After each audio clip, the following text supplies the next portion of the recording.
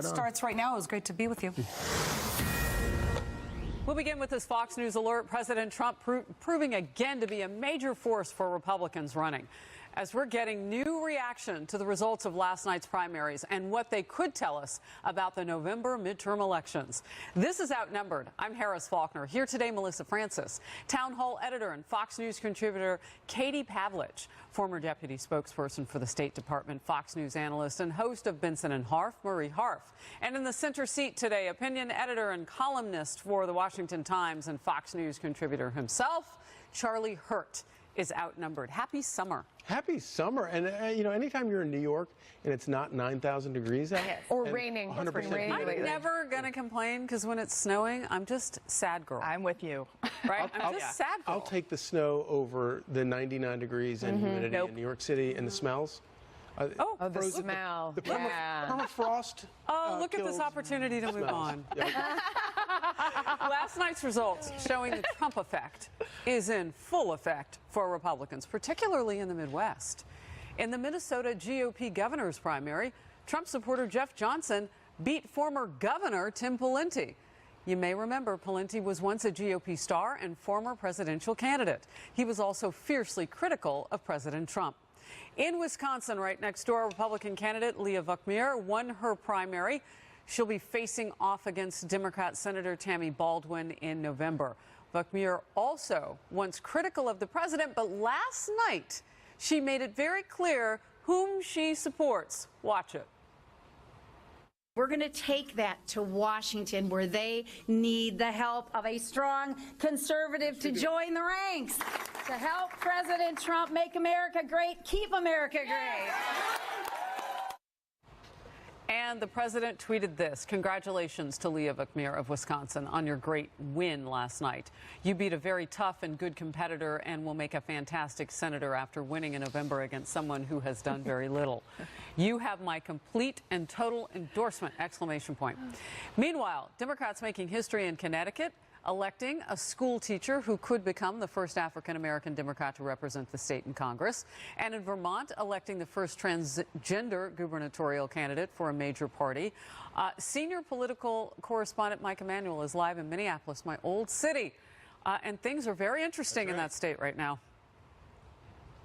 Harris, no question about it. Good afternoon to you. Yeah, the big upset here, the big surprise in Minnesota on primary night was in the governor's race on the Republican side, with Jeff Johnson upsetting a former governor. It feels great. Obviously, that this was a huge hill to climb, and nobody thought this was going to happen. But I will tell you what, as we travel around the state, we saw this coming, because people, not political, not wealthy donors, not the political class, but just people on the ground said, you know what, we want something different, and it feels good. Most expected former two-term governor Tim Pawlenty, a former presidential candidate, to be the favorite, but he was gracious in defeat. To our primary opponent, Jeff Johnson, and to his team, they did a great job. They obviously won tonight, and they're going to be where we place our hopes now for the future vision of the Republican Party and for where the state of Minnesota is going to head. There was last-minute drama in the Minnesota Attorney General race on the Democrat side. Congressman Keith Ellison, who's also deputy chairman of the Democratic National Committee, was accused of physical and emotional abuse by a former girlfriend over the weekend. She also claims to have video evidence but has not released it. Ellison defeated 4 other Democrats last night and didn't want to talk much about the abuse allegations. He said, well, they're not true, but tonight is about victory, so we're going to focus on that, and we'll be talking about this other stuff in the next few weeks. Also last night, a week after the Kansas primary, the Republican nomination for governor was finally sorted out. Governor Jeff Collier conceded the race to Secretary of State Chris Kobach. The new Republican nominee is trying to rally GOP support behind him. I'm issuing a call to unity for all Republicans as we now gear up and start marching in the general election campaign. It's absolutely essential that we march together. After bruising primaries, it will be critical for all these new nominees to rally support of their party behind them as they get ready to take on the other party in November. Harris? All right, Mike, great to see you. Thank you very much. Thank you. So, you know, it's interesting in Minnesota because it has been purple at times. Walter Mondale lives in an area there near a beautiful lake. I mean, it's done a lot, but I remember the days of Jesse Ventura, and anything can happen, including a former governor going up against a guy named Jeff Johnson and losing. Yeah. No, and of course, you know, it's that sort of anything goes that you're talking about that was very appealing for the state, for Donald Trump. Obviously, he didn't win it. Exactly. But he lost it by a very small margin. He was in play. And I think that he would be very much in play there in 4 years. Or less than 2 years, 4. rather. Yeah. Just 2. What's happening in 4 years? You know, it's interesting, the effect. And I don't know, Katie, have we seen in the open era, did we see it with Obama? I mean, remind me if we did, the kind of rubber stamp that the president can give a candidate, or am I overblowing it? Well, President Obama, to the Democratic Party's detriment, and Marie can speak to this as well, didn't actually do much for his party, which is why they're in the situation that they are now. They lost 1,000 seats in the local and federal level, and President Obama was actually blamed for a lot of that and putting his infrastructure first, which obviously was important for him to get reelected, but forgetting about all of the candidates below him who needed help and endorsements. And as we saw in 2016, his endorsement of Hillary Clinton actually didn't really mean much. And because he had not worked on other campaigns and promoted all of these up-and-coming candidates, the Democratic Party now has a hard time figuring out what they stand for and who their leadership is. Wow. Is it fair to put that much on Obama? I mean, he was president 8 years, so if anybody could be that person, it would be that president. Well, it's a little bit of a different dynamic because we didn't have the same kind of primaries that you see in the Republican Party right now, where there's a big split in the party. There are these insurgent candidates, and Donald Trump is weighing in very heavily in primaries, and he's having success in primaries.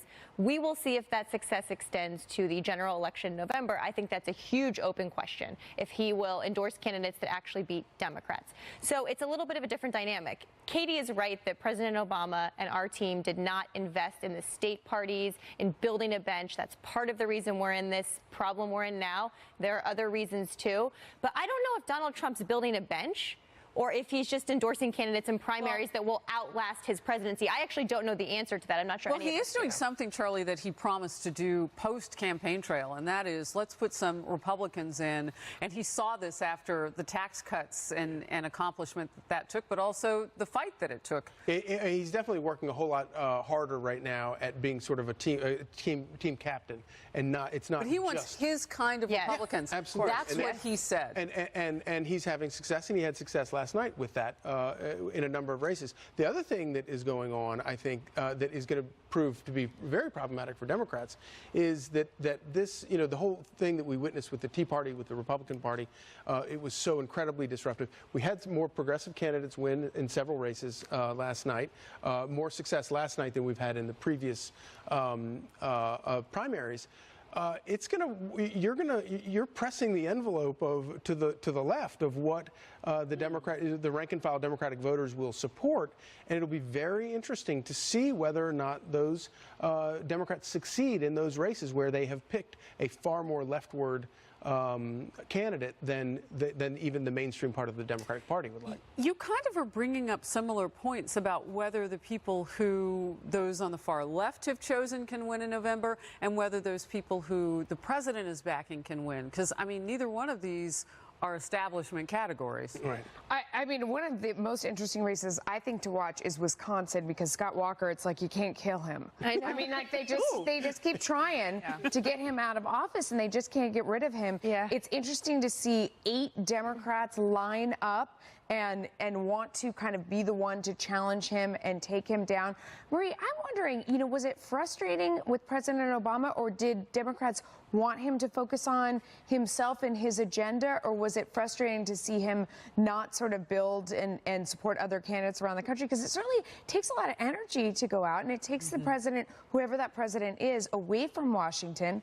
Right. Well, I don't think it's fair to say we didn't support any other candidates. And look, we had 2 terms as president, and that was incredibly important. We put a lot into the re-election that I worked on in 2012. That was very important. There were other reasons that the DNC had huge problems. We've talked about some of them here. I think it was a mistake for the Obama team, and I put that a lot on the team, not to focus as much on building the DNC and the state parties and the bench. the bench across the country. I think that was a problem for the party, and we are digging our way out of that now. One thing I'll say to Charlie, though, is yes, we have some left-leaning candidates in many places, but in a lot of these places, the Midwest, a lot of these places, we have very moderate candidates running. One thing I will say to your earlier question, Harris, is that President Trump is very different in the sense that he gets directly involved in primaries. It used to be the RNC, the DNC did not get involved in primaries until someone won the general, or until they won the primary onto the general election. Meanwhile, closing arguments underway in Paul Manafort's